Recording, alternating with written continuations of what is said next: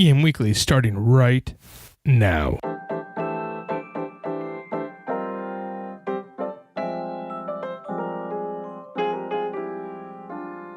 Welcome to EM Weekly, and this is your host, Todd De Voe. And today we are just going to do an episode with me. So it's just you and I here for a little bit, but we're going to talk about some really cool stuff that has happened over the year.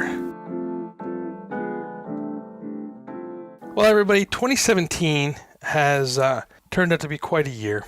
I don't know if it's the worst natural disaster year that we've ever had, but it's pretty sure close. So 2017 has been an unrelenting year for natural disasters. We have wildfires and earthquakes and hurricanes and volcano erupted. You know, there's a whole bunch of things going on around the world happening. In Northern California, in October, we had wildfire breakout up in Napa Valley area in that region, Santa Rosa specifically, and it's killed over 40 people. I think that's the consistent number right now. It may have gone up, but that was the last report that I found. And it's burning quick. Now we have a fire going on still burning in Ventura County and Santa Barbara specifically right now, and it's costly. Largest cost of a disaster in a long time regarding all the disasters together, not just the wildfires. So that's the wildfires. Earthquake, right? Mexico City earthquake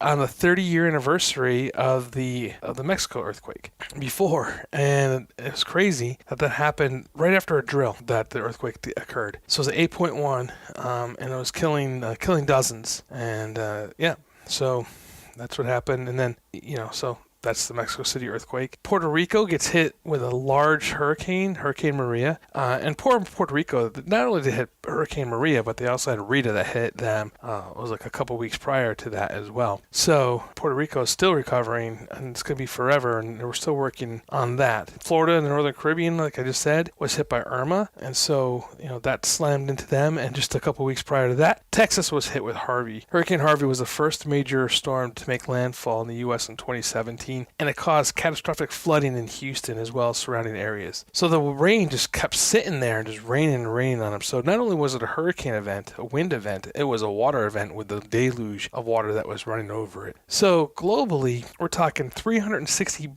billion in economic loss due to these disasters. Globally in 2017, it caused an estimated $306 billion in economic loss. Globally, this is, and these disasters are causing us to take a look at some interesting points, such as, how do we build? Craig Fugate specifically is out there talking about flood insurance specifically, and what are we doing allowing building just wherever they want to be? Why aren't we taking a look at why isn't emergency management really being considered in the planning processes of cities, right? We have our city planners, but why aren't we taking a look at emergency management and the mitigation to building in these areas, right? It's just billions of dollars, $306 billion in 2017 alone. That's a 63% jump from $188 billion in 2016. So, $300 billion of the total were from man-made disasters. And I could say that most disasters, whether it's the hurricane or not, would be man-made, because if the buildings were done properly in Houston, and I'm not talking about the physical buildings, I'm talking about the layout of the city, the flood control, those type of stuff, would we be having this discussion regarding all those flooded areas? And maybe we would, I don't know. But like I said, emergency management isn't being considered in this area. We talked a little bit about the Santa Barbara fire, the Thomas fire, I should say, in Ventura and Santa Barbara, has destroyed more than 1,000 structures and has killed at least 2 people, including a firefighter. And, that's one of those things. It's crazy to see that fire burning. And I have friends that are still up there. So anyway, that's what we're talking about here. So we have the hurricanes, wildfires, 2 major earthquakes in Mexico, one in September and then the one in October. And then Southeast Asia, there's 1,200 deaths this summer due to mudslides. And in Sierra Leone, more than 1,000 people were killed due to mudslides alone. So that's the year in review for disasters. Please, come on, let's make 2018 a lot less work for everybody, a lot less disasters. But, that's what we're here for, and we're being prepared to do. So let's talk a little bit about Ian Weekly. And wow, it's been about a year since I first started having this conversation. I think it was exactly a year.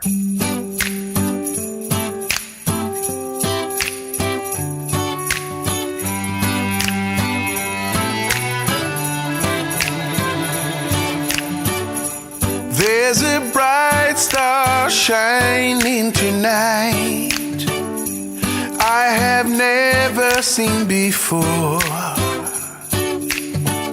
It makes the snow come alive with the light, like a spotlight on the glistening winter floor. And I'm thinking of you and how I'm just nearby. I know what I gotta do. I must give it a try. So won't you come out with me tonight on a Christmas stroll through a wintry town? It's a lovely sight when the city's in this gown. So come on and take a Christmas stroll with me tonight.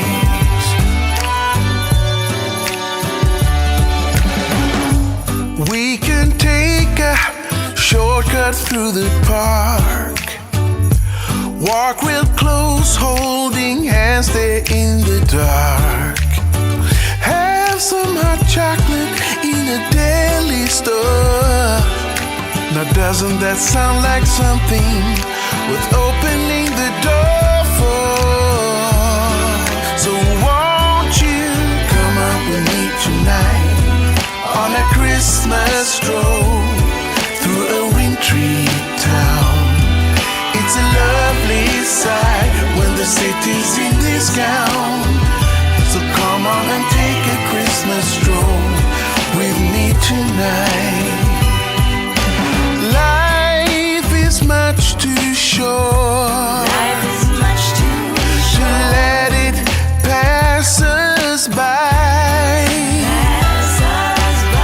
So take a leap of faith and give these arms a try. So won't you come out with me tonight on a Christmas stroll through a wintry town? It's a lovely sight. Yes, come out with me tonight on a Christmas stroll through a wintry town. It's a lovely sight when the city's in this gown. So come out and take a Christmas stroll with me tonight. So come out and take this Christmas stroll with me tonight. So come out and take a Christmas stroll with me tonight. Emergencies happen, whether they're related to medical emergencies, threats of physical violence, weather-related, or other.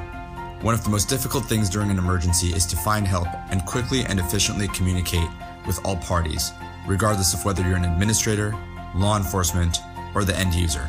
With Titan HST, we help to store time by creating high-tech, yet simple-to-use mobile-based applications that connect you with the people who can help you.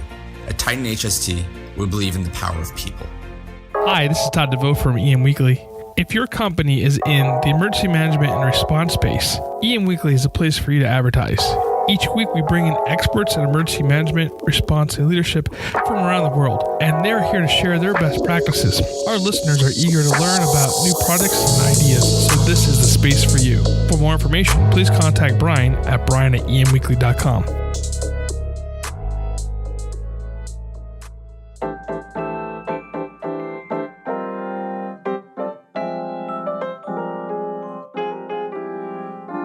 It was a year ago that myself and Brian Colburn sat down and talked about doing the podcast and bringing the concept of bringing guests into my classroom via a recording.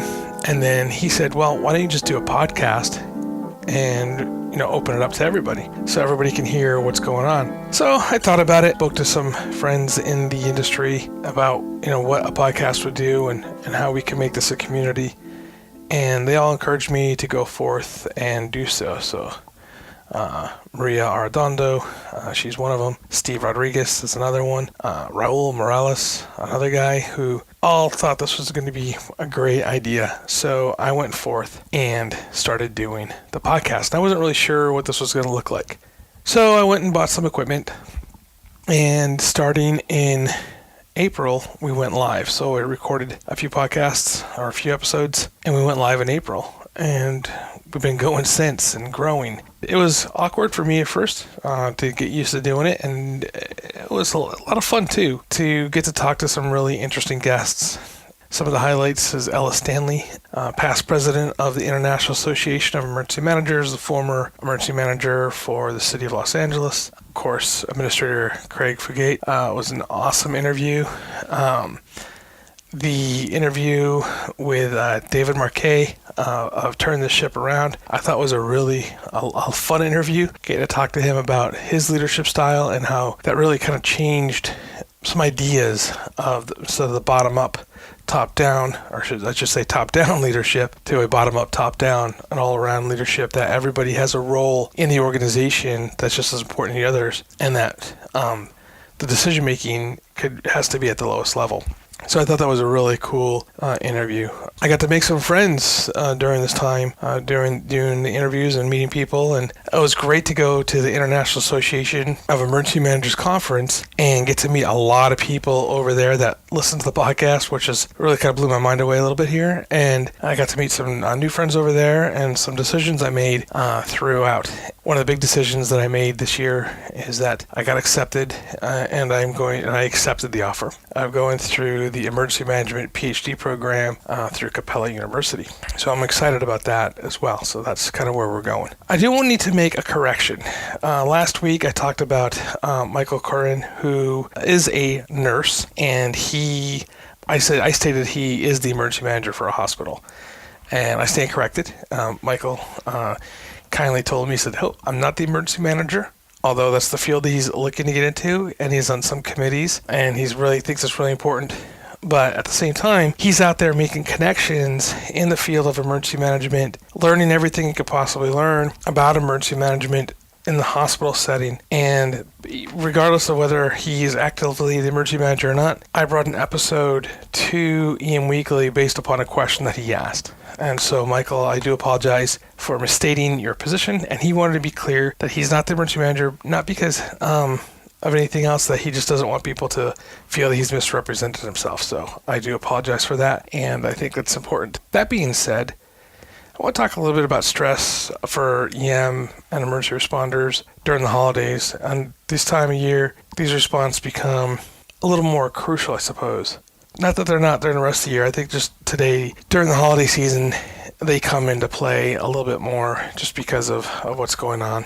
And just on a personal note, I lost my dad at the beginning of December, and I do miss him dearly. And so I do understand the stresses that are associated with loss of family and loved ones during the holiday season. And and this is kind of what we deal with on a daily basis for those that are first responders, those of us that are emergency managers.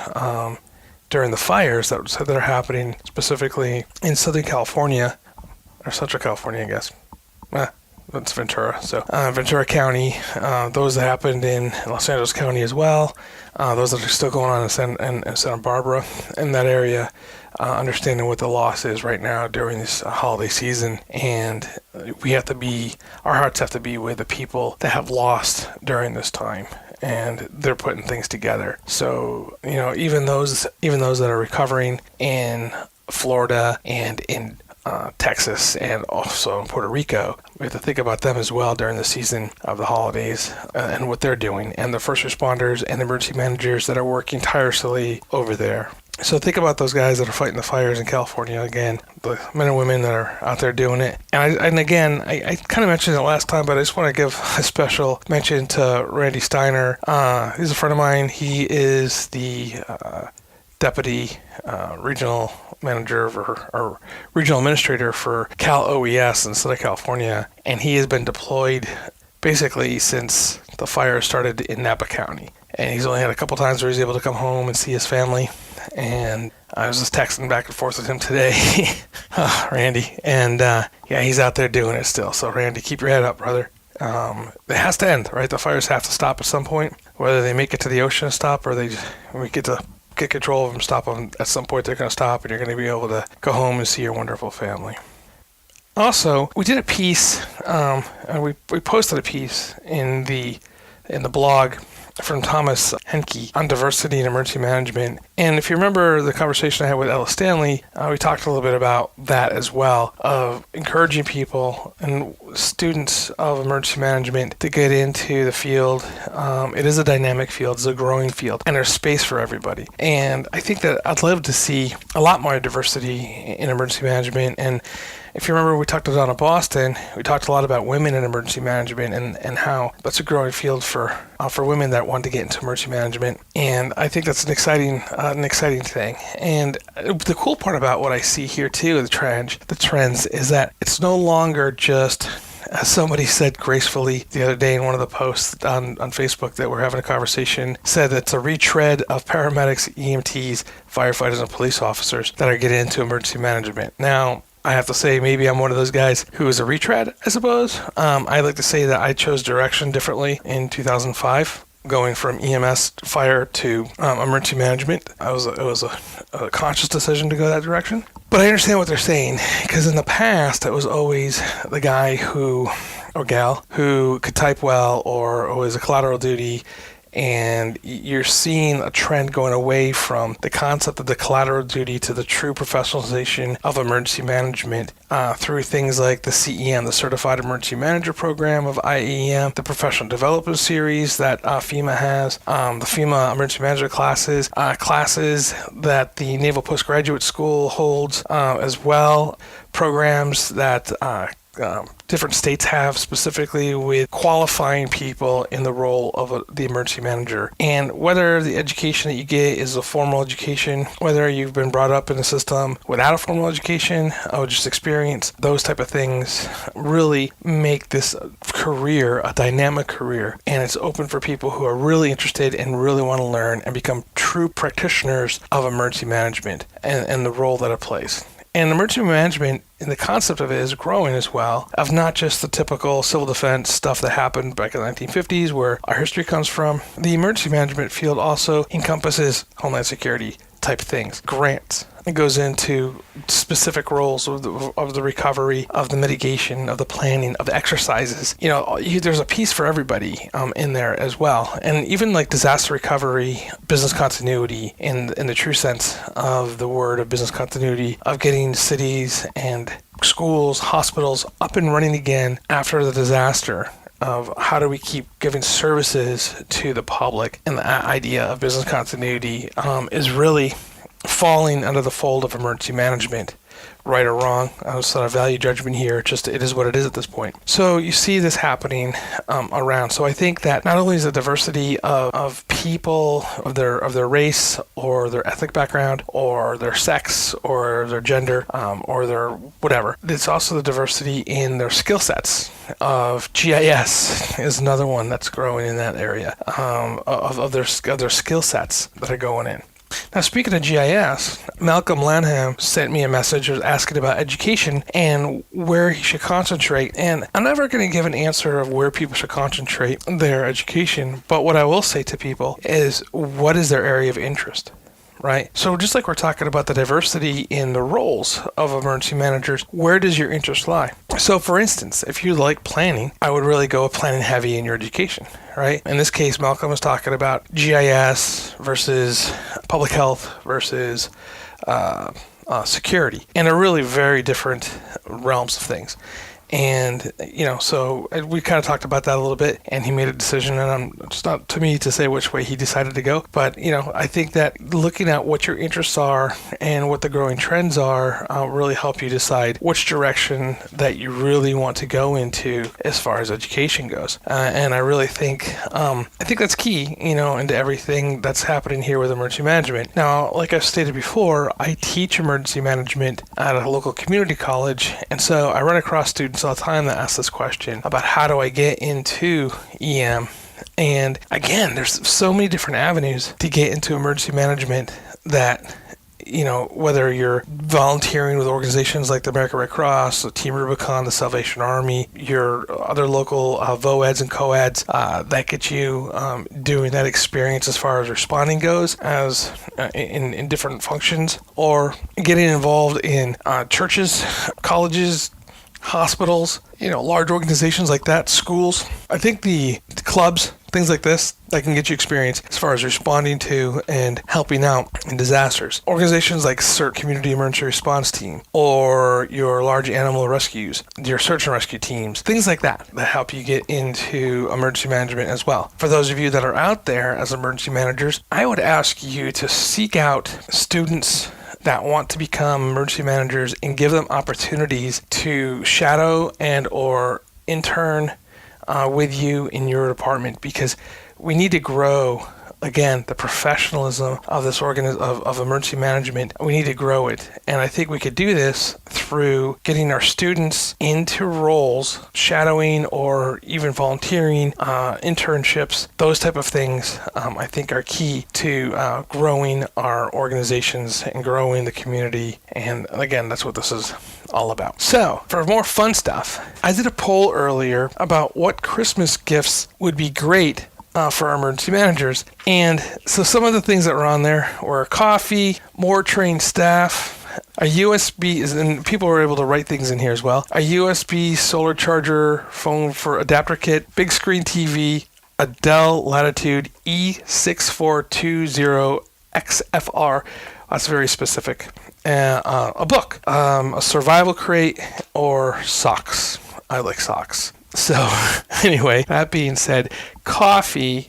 the gift of coffee to your emergency manager for holidays was the overwhelming winner of the Christmas pool. So I thought that was kind of fun, I should say the holiday gift pool, because it's not just for Christmas, it's for all the other Hanukkah and everything else as well. So coffee does win for the gift for the holiday season. So yeah, I love coffee as well, like everybody else. It's coffee, sugar, and aspirin are the things that you need to have at an emergency operations center to make sure that it keeps running. Or for those that don't, they use aspirin, you can use Tylenol or ibuprofen or other things as well, some sort of painkiller. Another poll that we did is what topics would you like to hear in 2018? And training, leadership, and schools were the top three that came out of there. We also had hospitals, tech, and FEMA were a couple of the other ones, but the top three are training, leadership, and schools. So those are some of the top ideas that we're going to be discussing here in 2018. And that being said, if you're interested in participating in some of the more of the polls and things like this, we do have our EM Weekly group, which is actually a closed group, so you have to search it out and join.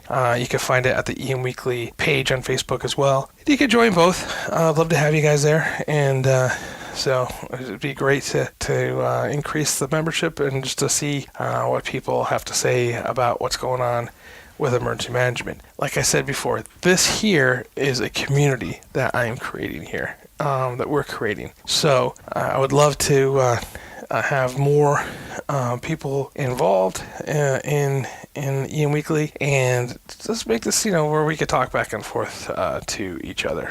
So anyway, a couple things I wanted to cover as well are some of my favorite thoughts coming up. Is that I love to read. I love the fact that when I ask the questions regarding what book do you recommend to our guests that come on to EM Weekly, the reason why I ask that question specifically is I want to know how people are learning in the world of emergency management or leadership, and would love to have you guys check out those books as well. So I don't know if you'd rather, let me know. Would you guys rather have me do like a book page or something like this? And obviously, whatever bookseller that you want to go to, we'll probably throw up on or put it up as Amazon, just because it's the easiest way for us to look at books online. I suppose we could do Barnes & Noble as well. But anywhere we could bring up the book and put it on there. If you're interested in that, let me know. And we'll make a page of the book page, and see if you guys are interested in those books or not. And let me know what you guys think. And if you guys ever have any recommendations, again, reach out to us either via Facebook or Twitter or direct message to us, and I'd love to hear what books that you guys have and that you guys are interested in reading or that you have read.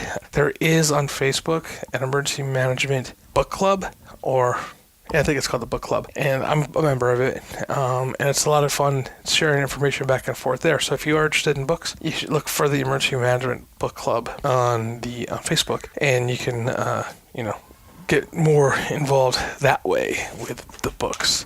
Well, everybody, it's been a great year. I appreciate everybody who's been listening. Again, please, share this information with your colleagues and friends that are interested in emergency management. Whether you are an EM, learning to be an EM, support emergency management, whatever function you have. Love to have you guys again. Well, you're all here, so I love having you guys part of this community. I do want to say a couple of special thank yous as this year comes to an end. I want to thank Titan HST for being with us from the beginning. You guys are a great partner in bringing this podcast to everybody, and I could not do it without you guys. So Victor and Serene, thank you so much for everything that you guys are doing with Titan HST, and thank you so much for being great supporters. Brian, thank you for the support and for everything that you do for EM Weekly. You drag me along and push me and challenge me every step of the way. To all those who are loyal listeners, again, thank you so much for being here. For some of you guys from the beginning, and even those that are picking up here at this specific episode. Maria, thank you so much for being the constant soundboard and listener for this podcast. Raul, thank you for your support. Steve, again, thank you for your support as well.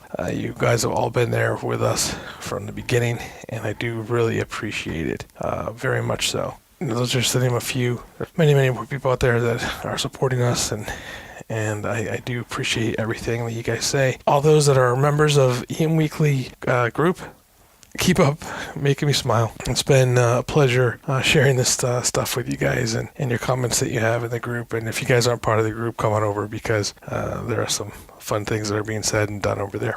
I'm looking forward to a great 2018. Our lineup is coming up fast as far as who we're having. There's some big names that we're pulling in that we're looking forward to. I don't want to announce them yet, but I think you're going to be excited to hear from them. That being said, I just want to close out here saying, remember that the holiday season is filled with magic and joy, and I hope your Christmas is filled with love and warmth, and that your next year is as wonderful as you are. For those of you that are in emergency management, take care and have a wonderful, wonderful new year.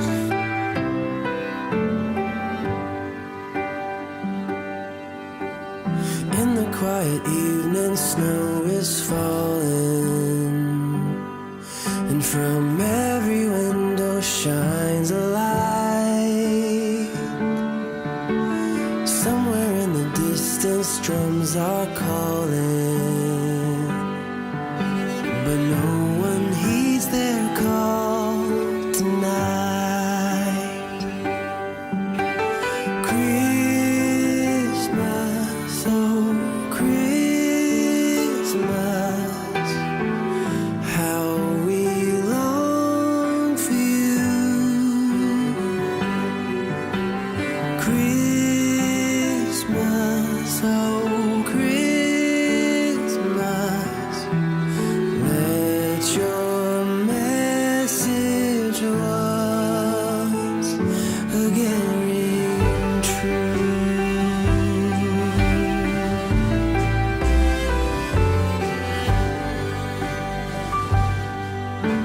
As I walk through the streets of my old hometown,